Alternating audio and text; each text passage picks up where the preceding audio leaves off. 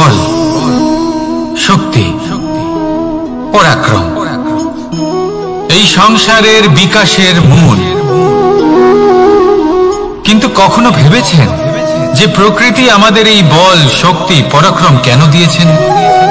যাতে আমরা জীবনে কারোর উদ্ধার করতে পারি, কাউকে সাহায্য করতে পারি, কারোর জন্য ভালো কিছু করতে পারি, কোনো গরিব অসহায় মানুষের জন্য কিছু করতে পারি, এই বল, এই শক্তির সদ্ব্যবহার করতে পারি। কখনো দেখেছেন এমন মানুষ যার কাছে অসীম শক্তি আছে কিন্তু তার সাথে অসম্ভব অহংকারও রয়েছে, যিনি নিজেকে সর্বশ্রেষ্ঠ বলে মনে করেন, খারাপ কাজও করেন। আপনি দেখবেন প্রকৃতি এবং মানুষ তাকে ভাঙতে সর্বদা চেষ্টা করেন। মনে রাখবেন, যতই সুবিশাল পর্বত হোক না কেন, তা যদি পথে পড়ে তাকে ভেঙে পথ প্রশস্ত করা হয়। যদি আপনার কাছে বল থাকে, শক্তি থাকে, পরাক্রম থাকে, তাহলে তার সদ্ব্যবহার করুন, কাউকে সাহায্য করুন, কাউকে রক্ষা করুন। যদি আপনি আপনার শক্তির দুর্ব্যবহার করেন, তাহলে মনে রাখবেন আপনি নিজের বিনাশ নিজেই আমন্ত্রণ করছেন। এবার বল অর্জন করার পরে, শক্তি অর্জন করার পরে আপনি নিজেকে বিনাশ করতে চান নাকি এই সংসারের উদ্ধার করতে চান? সিদ্ধান্ত আপনার। রাধা রাধা। মানুষ আর ধন, এই দুইয়ের মধ্যে সম্পর্ক খুব ঘনিষ্ঠ। ধন হলো সেই শক্তি যার ব্যবহার মানুষ করে থাকে সাংসারিক বস্তু ক্রয় করার জন্য, নিজের জীবন যাপন করার জন্য। আর মানুষ হলো সেই শক্তি যারা ধনকে গুরুত্বপূর্ণ করে তোলেন।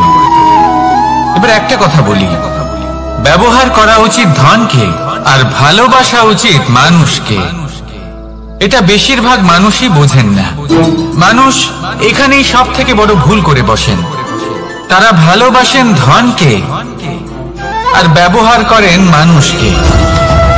এ হলো অনুচিত। দেখুন, আপনি একটা সূচের দ্বারা যুদ্ধ করতে পারবেন না, আর কোন তলোয়ার দ্বারা বস্ত্র সেলাই করতে পারবেন না, তাই না? কোনটা কিসের জন্য হয় সেটা বোঝা অত্যন্ত জরুরি। আপনিও সঠিক দিকে অগ্রসর হন। মানুষকে ভালোবাসুন আর ধনকে ব্যবহার করুন।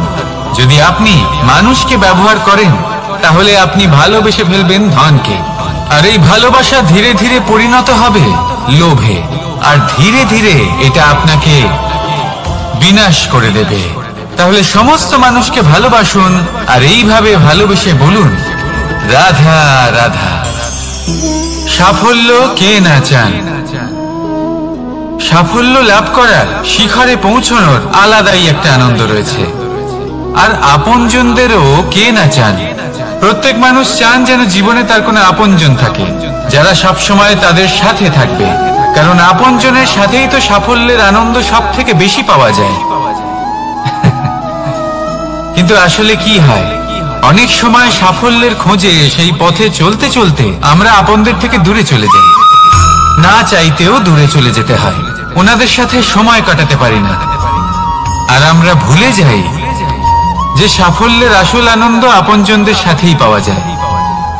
সফল হওয়ার পরে আপনদের সাথে দেখা হলে তাদের চোখে আমাদের জন্য যে আবেগ থাকে, যে সম্মান, যে প্রেম থাকে, সেটাই হলো আসল পুরস্কার। আমরা সেই কথা ভুলে যাই এবং একা হয়ে পড়ি। বেশিরভাগ সময় এটাই হয়। বেশিরভাগ সময় সফল মানুষগুলি একা হয়ে যান। এবার আপনি কি চান? আপনি অসফল হয়ে দিনগুলি একাকিত্বে কাটাতে চান, নাকি সফল হয়ে আপনজনদের সাথে আনন্দে থাকতে চান? সেই সিদ্ধান্ত আপনার। সাফল্যের পেছনে ছুটুন, নিজেকে উজাড় করে দিন, কিন্তু আপনজনদের সঙ্গ ত্যাগ করবেন না। সেই আপনজন যারা আপনার সাফল্যের জন্য দায়ী, সেই আপনজন যিনি আপনার সাফল্যে আনন্দ পান, সুখ লাভ করেন, তাদের কখনো ত্যাগ করবেন না।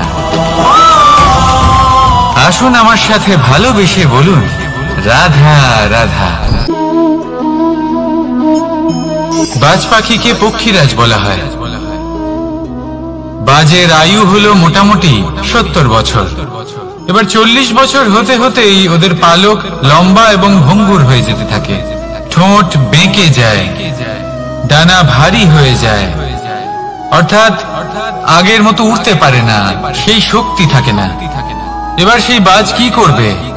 বাজ সব থেকে কঠিন নির্বাচন করে, নির্বাচন নিজের পুনঃস্থাপনার।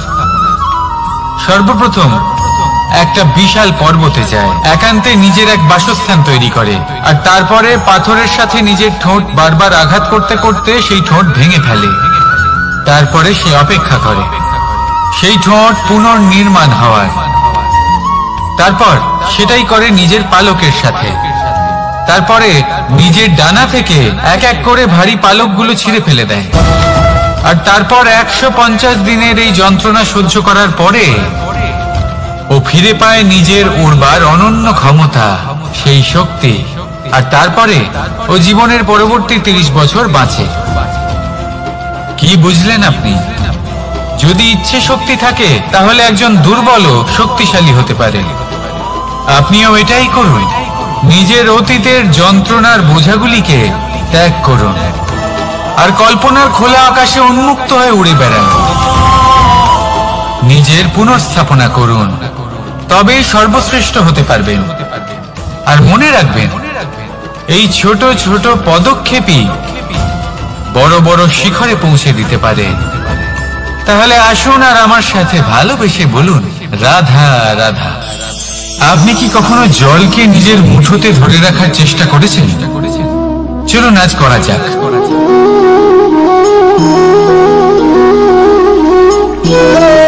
যদি আপনি নিজের মুঠো জোরে বন্ধ করেন,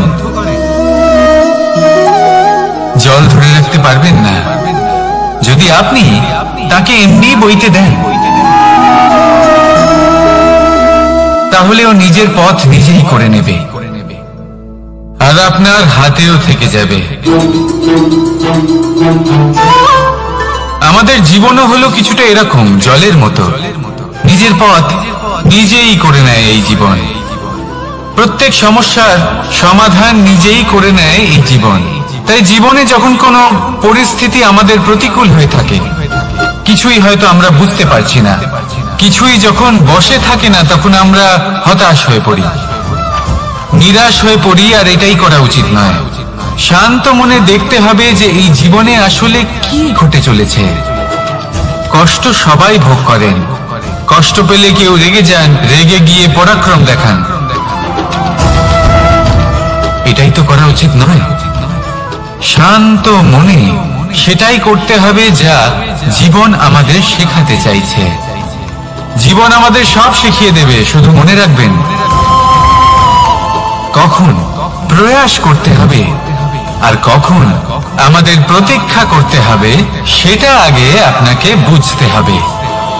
তাহলে আসুন আমার সাথে ভালোবেসে বলুন, রাধা রাধা। ভগবান আর ভক্ত যখন একাকার হয়ে যায়, যখন ভক্ত তার ভগবানের প্রতি এবং নিজের জীবনের উদ্দেশ্যের প্রতি সম্পূর্ণরূপে সমর্পিত হয়, তখন জন্ম নেয় ভক্তি। এই সংসারের সমস্ত আশা হয়তো আপনার সঙ্গ ত্যাগ করে দিতে পারে, তখনও ভক্তি সাথে থাকবে। ভক্ত আর ভগবান যখন একাকার হয়ে যায়, তাদের মধ্যে কোনো পার্থক্য থাকে না। তারা এক হয়ে যায়, এক ব্যক্তিত্ব, এক অস্তিত্ব। সেই জন্য কখনো জীবনে যে কোনো রূপেই, যে কোনো প্রকারেই, যে কোনো ঈশ্বরকে মান্য করুন। মনের মধ্যে শ্রদ্ধা ভাব জাগ্রত করুন, মনে ভক্তি ভাব জাগ্রত করুন। এই সমগ্র সংসারে সব কিছু আপনাকে ছেড়ে চলে গেলেও তখনও এই ভক্তি শুধুমাত্র আপনার উত্থান ঘটাবে।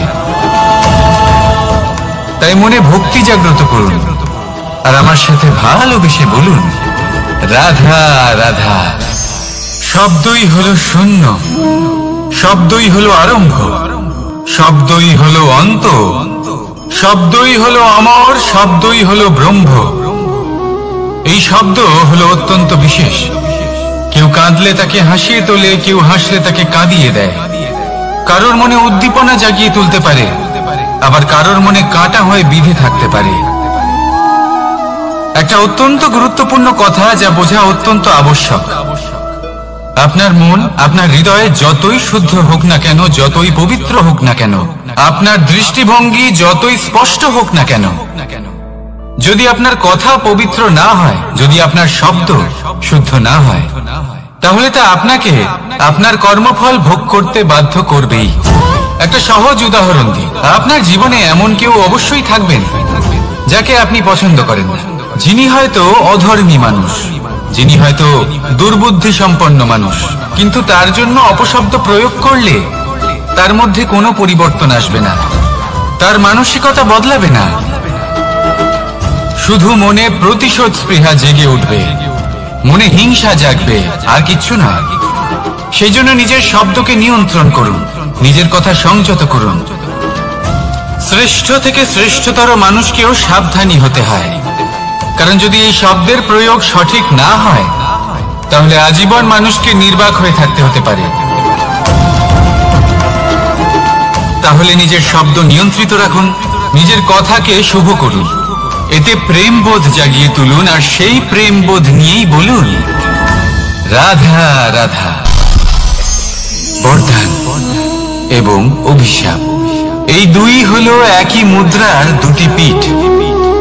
এই বরদান আমরা অনেক কারণে পেতে পারি, কখনো নিজের পরিশ্রমের কারণে, কখনো নিজের তপস্যার কারণে, কখনো আমাদের পূর্বপুরুষদের কর্ম ও তপস্যার কারণে। কিন্তু এই বরদান কতক্ষণ বরদান থাকবে তা আমরা নিশ্চিত করতে পারি না, তা সুনিশ্চিত করে শুধুমাত্র আমাদের কর্ম। যদি আপনাকে উদাহরণ দিই, আপনি রেশমের কীট দেখেছেন? ও বরদান পেয়েছে যে ও নিজের সুরক্ষার জন্য খোলস বানাতে পারে। এবারও তাতে এত মত্ত হয়ে যায় যে এমন এক আবরণ বানিয়ে ফেলে যাতে সে নিজেই আবদ্ধ হয়ে চাপা পড়ে মরে যায়। এটার তাৎপর্য কি? তাৎপর্য খুবই সরল। গর্ব করা খুবই ভালো, কিন্তু অহংকার করা কখনোই উচিত নয়। যদি অহংকার মনের মধ্যে প্রবেশ করে, তাহলে এই বরদান অভিশাপে পরিণত হতে সময় লাগে না। আর যদি কর্মশ্রেষ্ঠ হয়, তাহলে অভিশাপ বরদানে পরিণত হয়। তাহলে আসুন শ্রেষ্ঠ কর্ম করুন, আর আমার সাথে ভালোবেসে বলুন রাধা রাধা। সুখ, দুঃখ, মৃত্যু, মহামারী, এগুলো কখনো বলে আসে না, আবার জিজ্ঞাসা করেও আসে না। এমনই হয় দ্রুত ক্রীড়ার এই খেলায়, এক কারাগারের মতো, একটা মাকড়সার জালের মতো। যেমন একটা মাকড়সার জাল একটা পোকাকে নিজের দিকে আসতে আকর্ষিত করে, নিজের চমকের দ্বারা, নিজের গঠন দ্বারা, সেরকমই দ্রুত ক্রীড়ার এই খেলা মানুষকে নিজের দিকে আসতে প্ররোচিত করে। শেষে গিয়ে মানুষ আটকা পড়ে। পার্থক্য শুধু এটাই, যখন এক পোকা এই জালে জড়িয়ে পড়ে, তখন সে তার প্রাণ হারায়। মানুষ যখন এই দ্রুত ক্রীড়ায় আকর্ষিত হয়, সে নিজের মান, নিজের ধন সবকিছু হারায়, নিজের বিবেক হারিয়ে ফেলে। কিন্তু আপনি আপনার বিবেক কখনোই হারাবেন না। যদি আপনার মনে লোভ চলে আসে, আপনি লোভী হয়ে ওঠেন। যদি আপনি দ্রুত ক্রীড়ার এই খেলায় আটকা পড়েন, তাহলে মনে রাখবেন, এই খেলা থেকে ফিরে আসা প্রায় অসম্ভবই বলা যায়।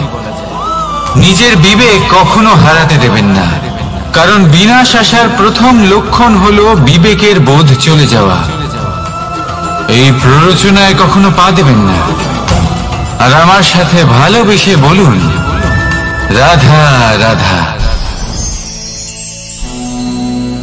বিজয়, বিজয় লাভের জন্য মানুষ কি না করে থাকে, যে কোনো সম্ভাব্য প্রচেষ্টা করে।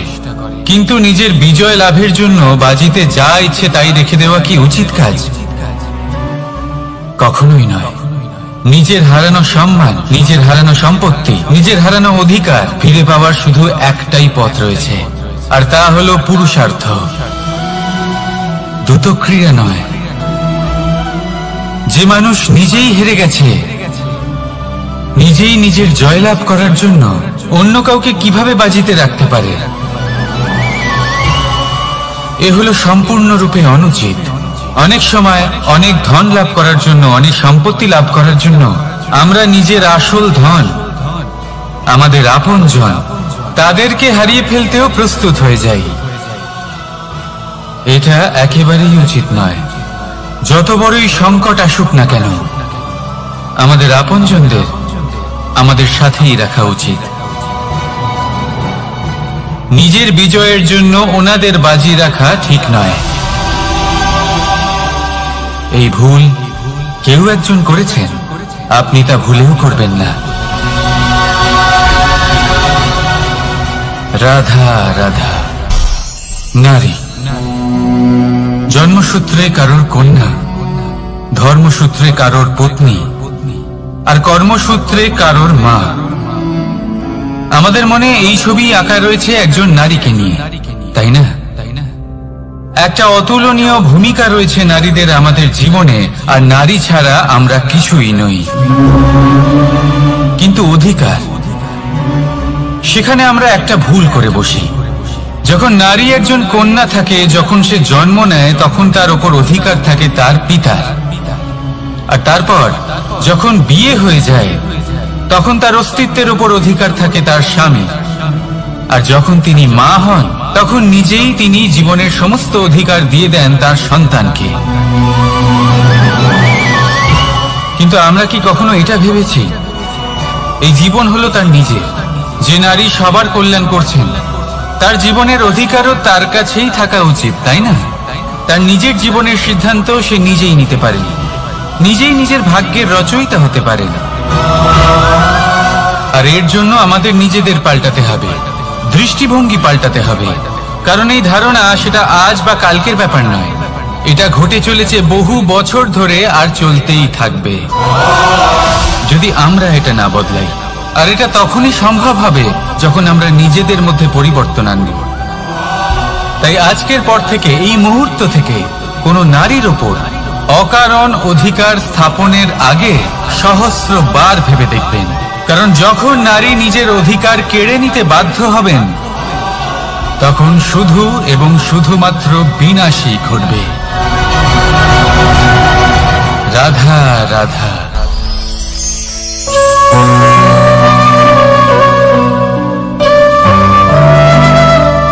নারী, পুরুষরা যাকে নাম দিয়েছেন ত্রিয়া, কেন দিয়েছেন, কে দিয়েছেন, কেউ তা জানে না। কথায় আছে, পুরুষরা ভাবেন যে ত্রিয়া, ভাবেন একরকম, বলেন অন্য কিছু, আর করেন অন্য কিছুই। কিন্তু সত্যিটা কি এটাই? আসল সত্যি হলো এটাই যে ত্রিয়া হলো সেই চরিত্রহীন পুরুষ, আর কেউ নয়। সেই পুরুষ যারা নারীকে বলেন যে আপনি হলেন মা, আপনি হলেন দেবী, আপনি হলেন বোন। আর ভাবেন কি? ভাবেন যে এই নারী হলো আমাদের পায়ের ধুলো, আর কিচ্ছু নয়। আর কি করেন? ওনাদের মাথায়, ওনাদের খোপায় মালা পরিয়ে দিয়ে ভাবেন যে ওনারা হলেন তাদের পায়ের ধুলোর সমান। একজন নারীর সম্মান ভঙ্গ করেন, তাদের দাসী মনে করেন।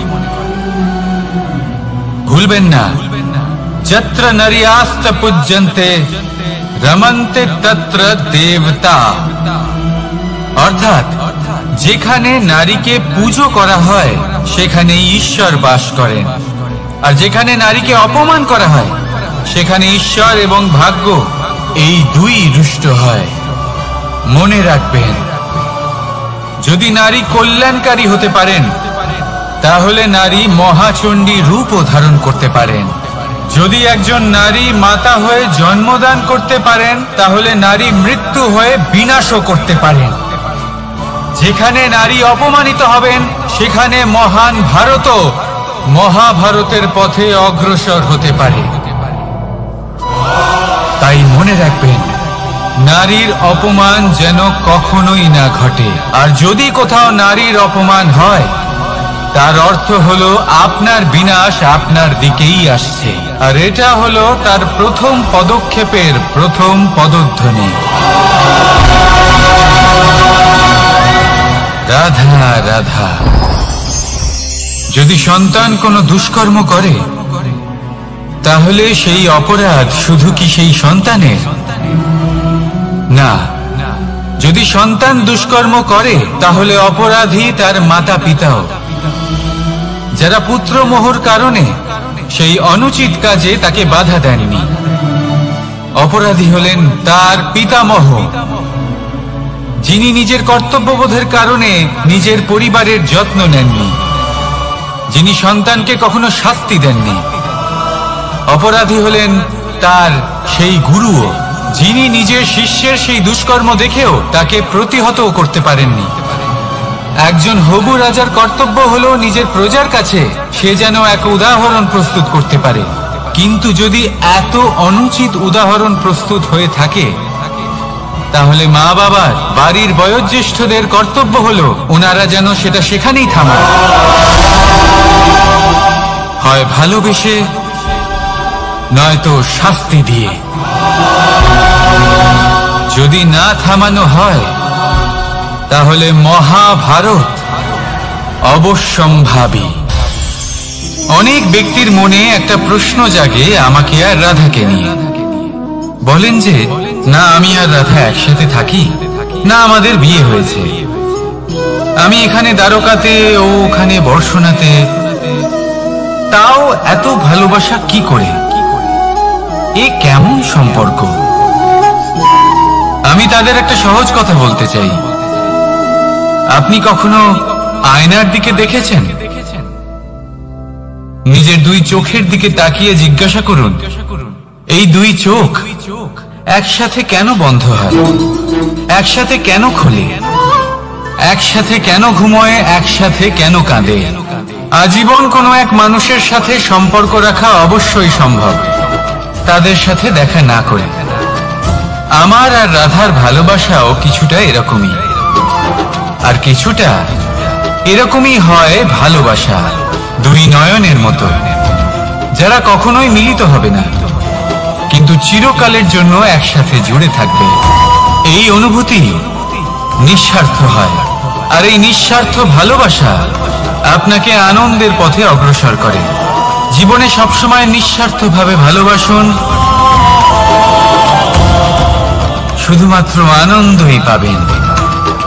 তাহলে আসুন আমার সাথে নিঃস্বার্থভাবে ভালোবেসে বলুন, রাধা রাধা। মানুষ, কোন ব্যক্তির নির্মাণ হয় কিভাবে?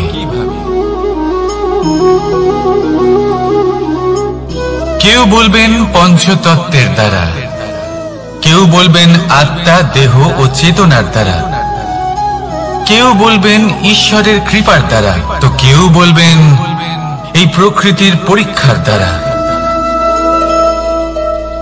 না, মানুষের নির্মাণ হয়ে থাকে বিশ্বাস দ্বারা। ব্যক্তি তখনই গড়ে ওঠেন যখন ব্যক্তিত্ব থাকে, ঠিক কিনা? আর ব্যক্তিত্ব তখনই হবে আর সেরকমই হবে যেরকম বিশ্বাস আপনি নিজের উপরে রাখবেন। যদি আপনি মনে করেন আপনি বিষের ন্যায় হবেন তাহলে আপনি বিষাক্তই হবেন।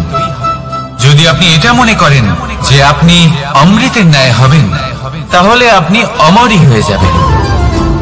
যদি আপনি নিজের উপরে বিশ্বাস রাখেন যে আপনি সংসারের সব থেকে উঁচু পর্বতের শিখরে পৌঁছতে পারবেন তাহলে আপনি অবশ্যই পৌঁছবেন। যদি আপনার এরকম মনে হয় যে আপনি এরকম কখনো করতে পারবেন না তাহলে এরকম কখনোই হবে না। ভেবে দেখবেন, বিশ্বাসের মধ্যেই বিশ্ব বাস করে থাকে, তো আপনার অস্তিত্ব কেন করবে না? যেমন বিশ্বাস আপনি নিজের উপরে রাখবেন তেমনই আপনি হয়ে উঠবেন। সেই জন্য নিজের উপরে বিশ্বাস রাখুন, আর হ্যাঁ, ভালোবেসে বলুন রাধা রাধা। শত্রুতা, একজন মানুষ অন্য মানুষের সাথে শত্রুতা করে বসেন। দুজন ঘনিষ্ঠ বন্ধু, এমনও এক সময় আসতে পারে যখন এনারা একে অপরের শত্রু হয়ে ওঠেন। এর অনেকগুলো কারণ হতে পারে, কিন্তু মূল কারণ হলো আলোচনা। আগে হ্যাঁ, আপনি যদি কারোর বিষয়ে আলোচনা করেন তাহলে সে আপনার শত্রু হয়ে যেতে পারে। এবার মনে একটা প্রশ্ন আসতে পারে যে এটা কিভাবে সম্ভব হতে পারে? আলোচনা এটা তো অত্যন্ত জরুরি। যদি আমি নিজের বন্ধুর খারাপ কাজের বিষয়ে আলোচনাই না করি তাহলে সে শুধরবে কি করে? এ কথা সত্যি যে আলোচনা আবশ্যক, কিন্তু তার থেকেও বেশি গুরুত্বপূর্ণ এবং আবশ্যক হলো আপনার এই সিদ্ধান্ত এটাই যে আপনার এই আলোচনা কোন স্থানে করবেন। যদি এটা সবার সামনে করবেন ভাবেন, তাহলে তা অপমানও হয়ে যেতে পারে। যদি এটা আলাদাভাবে করেন তাহলে তা পরামর্শ হয়ে যায়। অপমান কেউ স্বীকার করতে পারেন না, কিন্তু পরামর্শ সকলের ভালো লাগে। তাহলে যদি আপন কারোর জন্য ভালো কিছু চান, কাউকে শুধরে দিতে চান, আর আপনার মনে হয় আলোচনা আবশ্যক, তাহলে সর্বপ্রথম সময়, পরিস্থিতি আর স্থানের কথা মনে রাখবেন, নয়তো এই আলোচনা আপনাকে খুব ভোগাতে পারে। তাহলে আসুন আমার সাথে ভালোবেসে বলুন, রাধা রাধা। আপনার জীবনেও কি সমস্যা রয়েছে? অবশ্যই থাকবে। প্রত্যেকের জীবনেই সমস্যা থাকে। প্রত্যেক মানুষ জিজ্ঞাসাও করেন যে এই সমস্যা আসলে কি আর কেন আসে জীবনে। আপনাকে একটা কথা বলে দিই যে সমস্যা আসলে সেটা নয় যা আপনার পথে বাধা সৃষ্টি করে, বরং সমস্যা হলো সেটাই যেটা আপনি তখন দেখতে পান যখন আপনার একাগ্রতা আপনার পথ থেকে, আপনার লক্ষ্য থেকে সরে যেতে থাকে। আর এই সমস্যাগুলি দূর করার জন্য, এর সমাধান করার জন্য একটাই পথ আছে, নিজের সমস্ত ভাবনা আরো একবার একাগ্র করুন নিজের পথের দিকে, নিজের লক্ষ্যের দিকে। আপনার সমস্ত ভাবনা যদি কেন্দ্রীভূত হয় নিজের লক্ষ্যে, তাহলে এই সমস্যা দূরে থাকবে। যদি এরকম না হয়, যদি আপনার মন একটু অন্যদিকে চলে যায়, তাহলে এই সমস্ত সমস্যা আবার সামনে চলে আসে আর বাড়তেও থাকে। দেখুন, যেখানে আপনার লক্ষ্য রয়েছে, বাণ যদি সেখানেই চালাতে হয়, তাহলে দৃষ্টি তো সেদিকেই রাখতে হবে। তবেই তো আপনি সেই লক্ষ্য ভেদ করতে পারবেন। সেই জন্য মনে রাখবেন, সর্বদা লক্ষ্য রাখবেন নিজের পথে, সেই পথেই সামনে এগোতে থাকুন নিজের লক্ষ্যের দিকে। আপনি যত সামনে এগোতে থাকবেন এই সমস্যা তত পিছিয়ে যাবে। তাহলে আসুন আমার সাথে ভালোবেসে বলুন, রাধা রাধা।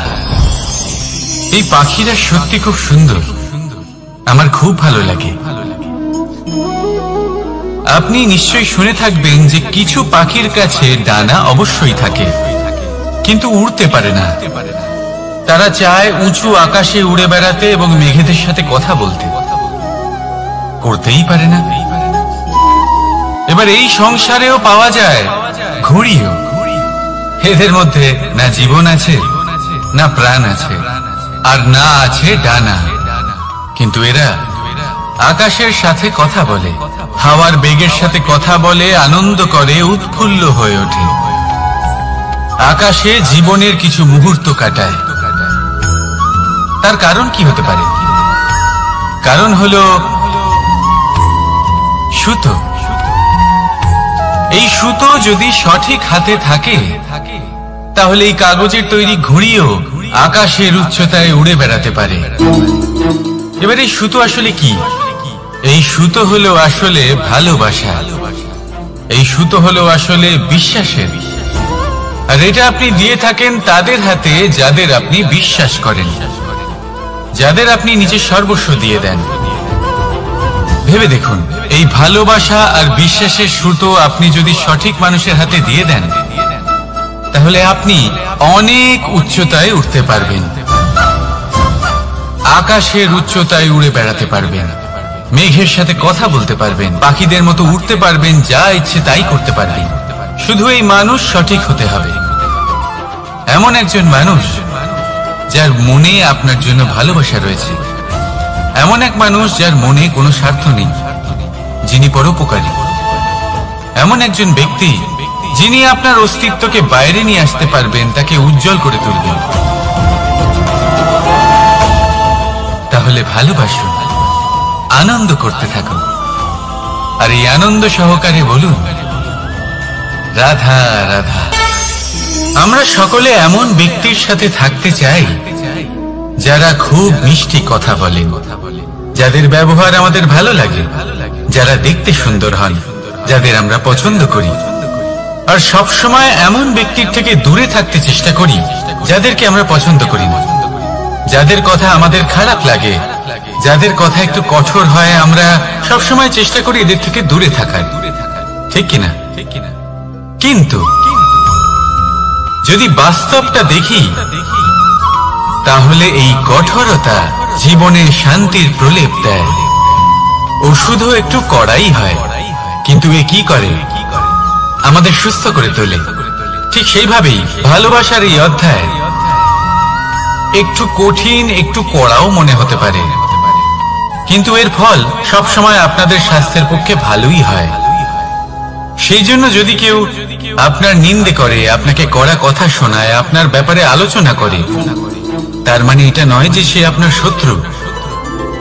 হতে পারে তিনি আপনার বন্ধু হন, আপনার জন্য ভালো চান, আপনাকে শুধরে নিতে চান, আপনার মধ্যে কোনো পরিবর্তন দেখতে চান। সেই জন্য কখনো কারোর কথা শুনে বা কাউকে দেখে প্রাথমিকভাবে এই সিদ্ধান্ত নেবেন না যে তিনি আপনার শত্রু হন নাকি আপনার বন্ধু হন। এমনও শত্রু হয়ে থাকেন যে গুড়ের মতো মিষ্টি মিষ্টি কথা বলে আসলে আপনাকে বিষ পান করিয়ে দেবেন। আর এমনও বন্ধু থাকেন যারা আসলে নিমের মতো কড়া কথা বলেন, কিন্তু আপনাকে অমৃত পান করান। এদের মধ্যে পার্থক্য করতে জানতে হবে, কে আসলে শত্রু হন আবার কে আসলে মিত্র হন। এই পার্থক্য যখন আপনি করতে শিখবেন, তখন আপনি এই সংসারের সব থেকে সুখী প্রাণী হয়ে উঠবেন। এই পার্থক্য বোঝা সহজ নয়, কিন্তু অবশ্যই আবশ্যক। রাধা রাধা। অসুখ। এমন কোন মানুষ আছেন এই সংসারে যার অসুখ করে না? প্রত্যেক মানুষ কখনো না কখনো অবশ্যই অসুস্থ হয়েছে, তার এই শরীর রোগের শিকার অবশ্যই হয়েছে। এবারে দেখুন, এই রোগ আসে আবার এই রোগ চলেও যায়, কিন্তু সেই রোগ আমাদের কষ্ট দিতে কেন সক্ষম হয়? কারণ হলো স্বচ্ছতা। যদি এই স্বচ্ছতা শরীরে না থাকে, তাহলে মানুষকে শারীরিক কষ্ট পেতেই হবে। ঠিক সেইভাবেই অত্যন্ত প্রয়োজনীয় হলো এই স্বচ্ছতা যেন মনেও থাকে। যদি এই স্বচ্ছতা মনে না থাকে, তাহলে মানুষ চারিত্রিকভাবে কষ্ট সহ্য করেন। এবারে নিবারণ কি হতে পারে? বড়ই সহজ এর উপশম। যদি রোগ শরীরে হয়, তাহলে সর্বপ্রথম স্বচ্ছতা বজায় রাখতে শিখুন, এই শরীরকে পরিষ্কার রাখতে শিখুন। বিচক্ষণতার সাথে এই রোগের সম্মুখীন হন, ভয় পাওয়ার কোনো দরকার নেই। ব্যায়াম করতে থাকুন, সব ঠিক হয়ে যাবে। সেইভাবেই যদি এই অসুখ মনে হয়, তাহলে কি করা যায়? সর্বপ্রথম তার আধারের উপরে নজর দিন। আপনার এই আধারই হলো আপনার আহার। যা আপনি আহার করবেন, সেরকমই মানুষ হয়ে উঠবেন। সেইভাবেই আপনি যেরকম ভাবেন, সেরকমই মানুষ হয়ে উঠবেন। সেই জন্য নিজের ভাবনাকে শুভ করুন, নিজের দৃষ্টিভঙ্গিকে শুভ করে তুলুন, সবকিছু সঠিক হবে। আপনার আমার সবার মধ্যেই এক রাক্ষস বাস করে, তার সম্মুখীন হন, তাকে পরাস্ত করুন। তাহলে এই রোগ সে শরীরেই হোক বা মনের মধ্যে, যদি সঠিক সময় তাকে আটকানো না যায়, তাহলে যে কোনো সময় তা মহামারীর রূপ ধারণ করবে। সেই জন্য সাবধানে থাকুন, সুস্থ থাকুন। তাহলে আসুন আমার সাথে ভালোবেসে বলুন রাধা রাধা।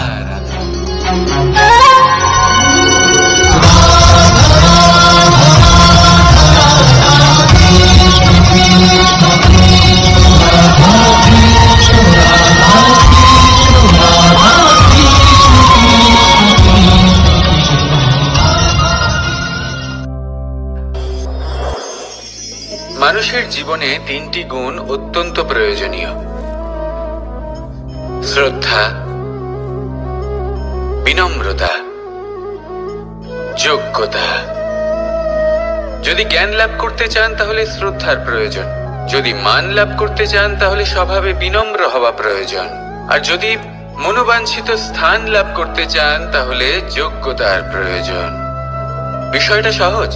শ্রদ্ধা আপনাকে জ্ঞান দেবে, নম্রতা আপনাকে মান, আর যোগ্যতা উচিত স্থান দেবে। কিন্তু যদি আপনি এই তিনটি গুণ সম্মিলিত করেন তাহলে এমন কিছু লাভ করবেন যা এই সব কিছুর থেকে অনেক ঊর্ধ্বে। সম্মান। আর এ হলো সেই সম্মান যা প্রত্যেক মানুষের নিজের জীবনে লাভ করতে চেষ্টা করা উচিত, কারণ এই হলো সেই সম্মান যার কারণে আপনি চলে যাওয়ার পরেও এই সংসার আপনাকে ভালোবাসবে আর মনে রাখবে। আসুন আমার সাথে ভালোবেসে বলুন, রাধা রাধা।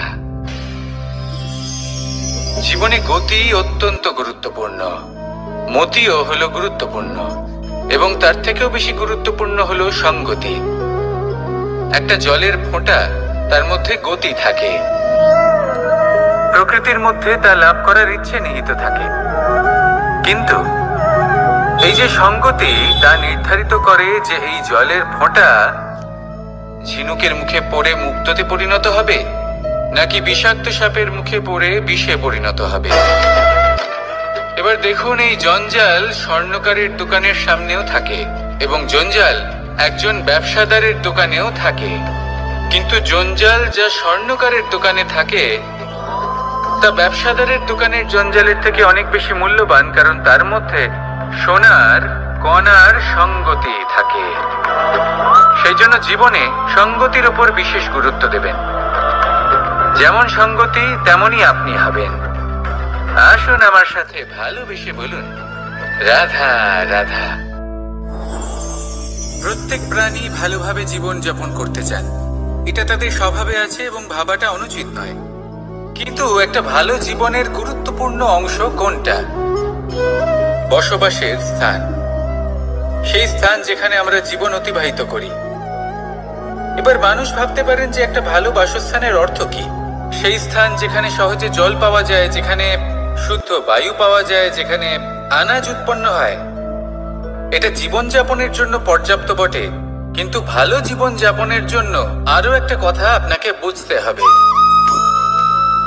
সাধু, জ্ঞানী, পণ্ডিত ব্যক্তি, এই সকল মহাপুরুষ, এনাদের যে বাসস্থান তা অত্যন্ত বিশেষ হয়। এখানে এক ধরনের বিশেষ ইতিবাচক শক্তি থাকে, এমন একটা স্থান যেখানে দেবতারাও বিচরণ করেন। জীবন আমরা সবাই যাপন করি, কিন্তু জীবনের উদ্দেশ্য শুধুমাত্র জীবন যাপন করা নয়। জীবনের উদ্দেশ্য হলো মুক্তি লাভ করা। আর এই সকল সাধু, জ্ঞানী, পণ্ডিত ব্যক্তি, এই সকল মহাপুরুষ আপনাকে মুক্তির পথে নিয়ে যেতে পারেন, কারণ এরা হলেন সেই মহাপুরুষ যারা নিজেদের অন্তরের বিকার, অহংকার, ক্রোধ, বিদ্বেষ, এই সকল দোষগুলিকে ত্যাগ করেছেন, এদের উপর বিজয় লাভ করেছেন। এমনই একজন ব্যক্তি আপনাকে মুক্তির পথে নিয়ে যেতে পারে। প্রয়োজন হলো শুধুই এনাদের চিনতে পারা, এদের কথা বুঝতে পারা এবং এদের দেখানো পথে চলা।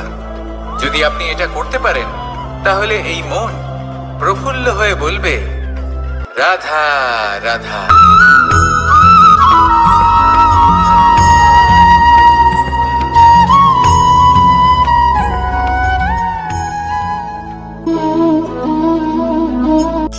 এই শুকনো পাতাটিকে দেখুন, নিষ্প্রাণ হয়ে পড়েছে। একটা গাছের ডালে ছিল, সেই গাছ ওর লালন পালন করত। যখন যখন বাতাস বইত, এই পাতায় কম্পন দেখা দিত, মনকে প্রফুল্ল করে তুলত। কোনো একদিন এই পাতা গাছের ডাল থেকে ঝরে পড়ে গেল। নিঃসন্দেহে ও নিজের স্বাধীনতা পেল, কিন্তু আস্তে আস্তে শুকিয়ে গেল, নিষ্প্রাণ হয়ে গেল। দেখুন, আমি এই কথা বলছি না যে স্বাধীনতা অনুচিত, কখনোই না, কিন্তু যে কোনো পরিস্থিতিতে স্বাধীন হতে চাওয়া এটা নিশ্চিত রূপে অনুচিত। আমরা যদি আমাদের জীবনে পরিবারের গুরুত্ব ভেবে দেখি, তাহলে এই পরিবারে যতই মতভেদ থাকুক না কেন, যতই মনোমালিন্য থাকুক না কেন, যতই বিবাদ থাকুক না কেন, এই সব মিটিয়ে নেওয়া অত্যন্ত প্রয়োজনীয়। সেই সবকিছু সমাপ্ত করা অত্যন্ত প্রয়োজনীয়। কখনো এই পরিবারকে ভাঙতে দেবেন না, কখনো এই পরিবার থেকে দূরে চলে যাবেন না। এই পরিবার হলো আমাদের জীবনের একটা অমূল্য সম্পদ, অমূল্য এক আশ্রয়, যা এই সংসারে হয়তো কোথাও আপনি পাবেন না। তাই একে আগলে রাখুন। পরিবার সেই গাছ, আসুন আমার সাথে ভালোবেসে বলুন, আর সেই গাছ, আসুন আমার সাথে ভালোবেসে বলুন, রাধা রাধা।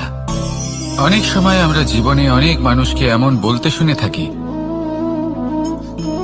যে আমি অসফল হয়েছি কারণ আমার সময় ভালো যাচ্ছিল না। আমি এই জিনিসটা লাভ করতে চাইছিলাম কিন্তু করতে পারলাম না কারণ আমার সময়টা ভালো যাচ্ছিল না। আমি আমার জীবনে ওই মহান কাজটা করতে চাইছিলাম কিন্তু করতে পারলাম না। কেন? কারণ আমার সময়টা ভালো যাচ্ছিল না। কিন্তু যে মুহূর্তে ভালো সময় আমার জীবনে আসবে আমি সব কিছু প্রাপ্ত করব। এমন প্রায় প্রত্যেকেই বলেন। আসুন একটা কথা বোঝা যাক। একজন মালিকে দেখুন, সে প্রত্যেক দিন গাছের সেবা করে, তাকে জল দেয়, তার যত্ন আত্তি করে। কেন? প্রত্যেক দিন সেই গাছ ফল দেয় না। সঠিক সময় এলে তবেই সেই গাছ ফল দেয়, কিন্তু প্রত্যেক দিন মালি তার সেবা করে, তাকে যত্ন করে। শুধুমাত্র তখন করে না যখন সেই গাছ ফল দিতে সক্ষম। আর যদি মালি গাছের যত্ন প্রতিদিন না করে তাহলে হয়তো সেই গাছ ফল দিতেই পারবে না। এটাই হলো আমাদের জন্য একটা শিক্ষা। যখন সময় আমাদের জন্য অপেক্ষা করে না তখন আপনি সময়ের জন্য কেন অপেক্ষা করছেন? ভালো সময়ের জন্য অপেক্ষা করবেন না। ভালো এবং শুভ কর্ম দ্বারা ভালো সময়কে নিজের কাছে টেনে আনুন।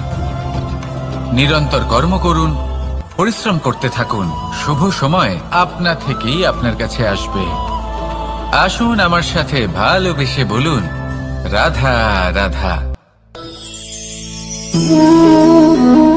একে বালি বলুন, মাটি বলুন বা ধুলো বলুন, এ দিয়ে কত কিছু করা সম্ভব। এ দিয়ে আপনি নিজের বাসস্থান নির্মাণ করতে পারেন, প্রাচীর গড়ে তুলতে পারেন, অট্টালিকা নির্মাণ করতে পারেন। কিন্তু যদি এই বালিকে আপনি মুষ্টিবদ্ধ করে রাখতে চান তাহলে তা হাত থেকে ফসকে যাবে। আপনি কখনোই একে মুষ্টিবদ্ধ করতে পারবেন না। এরকমই হয় আমাদের জীবন, আর এরকমই হয় সময়। এই মুষ্টিবদ্ধ করা বালির মতো। সময়কে আমরা বাধা দিতে পারবো না, আটকেও রাখতে পারবো না। এ হলো প্রবাহমান। জন্ম থেকে মৃত্যু পর্যন্ত এই যে সময়, তা খুবই সীমিত। আর এই সময় আমরা যেটাই করি তার দ্বারাই আমাদের মূল্য নির্ধারিত হয়। আর এই সংসার থেকে চলে যাওয়ার পরেও এই সংসার এই সব কর্মের জন্যই আমাদের মনে রাখে। তাই যদি আপনি এটা ভাবেন যে আজ যে কর্ম করার ছিল আমি না হয় কাল করে নেব, কাল আমার লক্ষ্যে পৌঁছানোর কথা ছিল আমি পরশু পৌঁছব, না, এই সময় খুব মূল্যবান, একে নষ্ট করবেন না। এই সময়কে সদ্ব্যবহার করুন, মহান হবার পথে অগ্রসর হন। একে যদি মুষ্টিবদ্ধ করে রাখার চেষ্টা করেন এই সময় থেমে থাকবে না। আসুন আমার সাথে ভালোবেসে বলুন, রাধা রাধা। আমাদের জীবনে অনেক ধরনের ব্যক্তি এসে থাকেন। কেউ কেউ আমাদের সাথে থেকে যান, কেউ আমাদের থেকে দূরে চলে যান।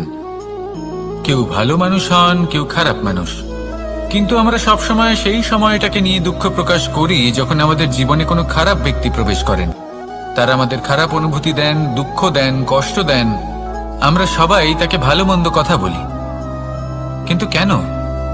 এমন বিভিন্ন ধরনের মানুষ, খারাপ মানুষ, ভালো মানুষ সবার জীবনেই আসেন এবং সকলকেই একটা অমূল্য শিক্ষা দান করে যান।